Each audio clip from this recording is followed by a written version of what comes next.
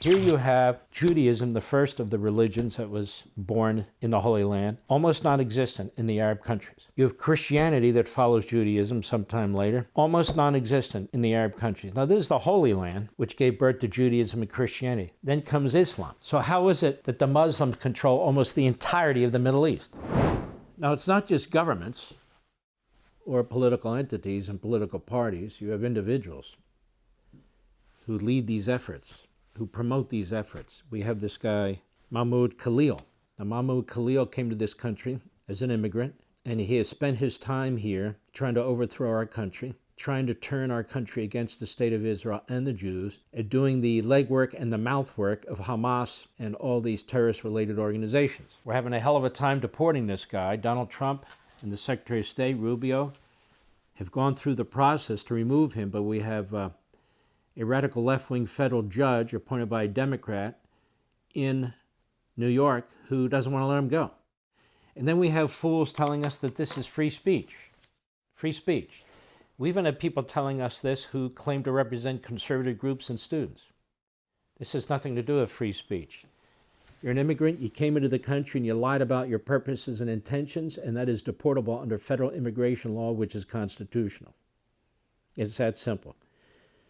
So we have a judge here who has kept Mahmoud Khalil from being deported by the Trump administration, says we could not avoid the surprise attack and mass murder, rape of October 7 because Israel was ignoring Palestinians in the Abraham Accords. So we're going to decapitate them, burn them alive, take them as hostages and starve them to death because we were ignored. Let's take a listen at this from our friends at Breitbart News. Go. October 7th happens. What do you think that day?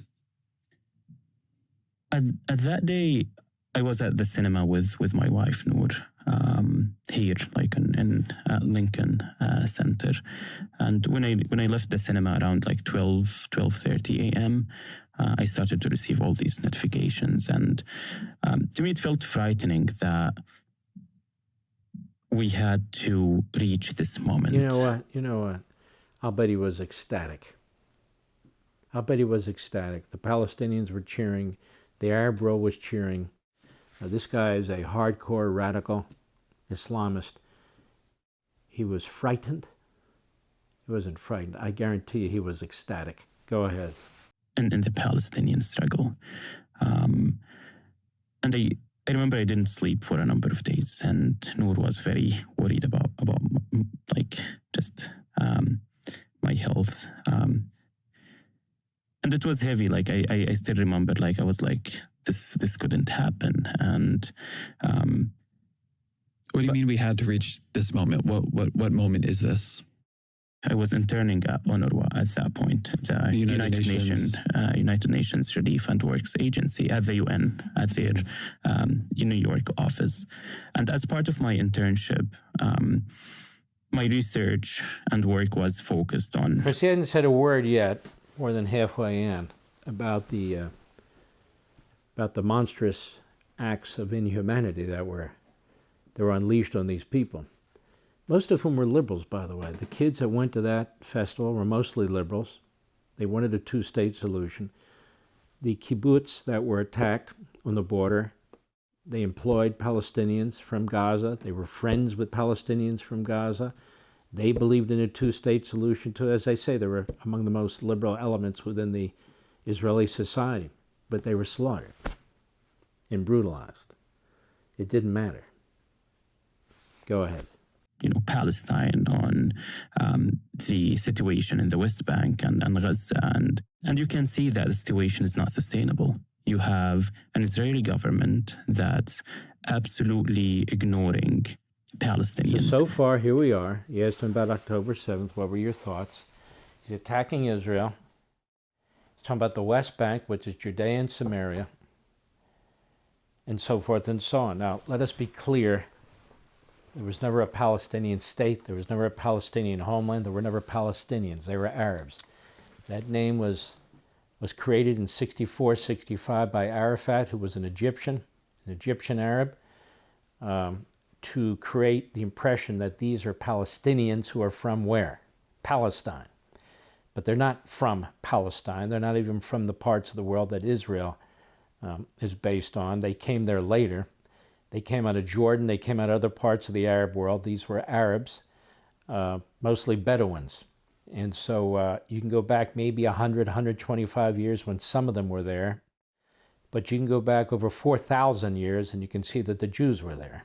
And that's exactly where Judaism was born. They claim the West Bank. The West Bank of what? The West Bank of Jordan? Jordan seized that land that never belonged to Jordan in 1948. They called it the West Bank. It's the West Bank of Jordan. So that's the nomenclature that people still use today. It's abhorrent. Now, Jordan is 70% Palestinian. The problem is the monarchy there is not Palestinian. His wife's a Palestinian, but he is not. And they tried to overthrow, the Palestinians did, Jordan. When his father was king, what did he do? He slaughtered them, and he imprisoned them, and he chased a lot of them out of his country. That's why they won't accept Palestinians from Gaza, or Palestinians from these so-called Palestinian territories, Palestinian-ruled authority territories. So Jordan wants nothing to do with them. Egypt wants nothing to do with them, even though Egypt is right on the border and won't allow them to even come into the Sinai to escape Gaza. So they're not permitting that either. So let us be clear about the history of that whole area. When the Jews were in Judea and Samaria, there was no Saudi Arabia. In fact, most of these countries were concoctions. They were created. Notice the borders have these straight lines. That's somebody sitting down and drawing a map. This tribe, which became Saudi Arabia and the monarchy, this tribe will control this. Same thing happened in Iraq. Same thing happened in Jordan.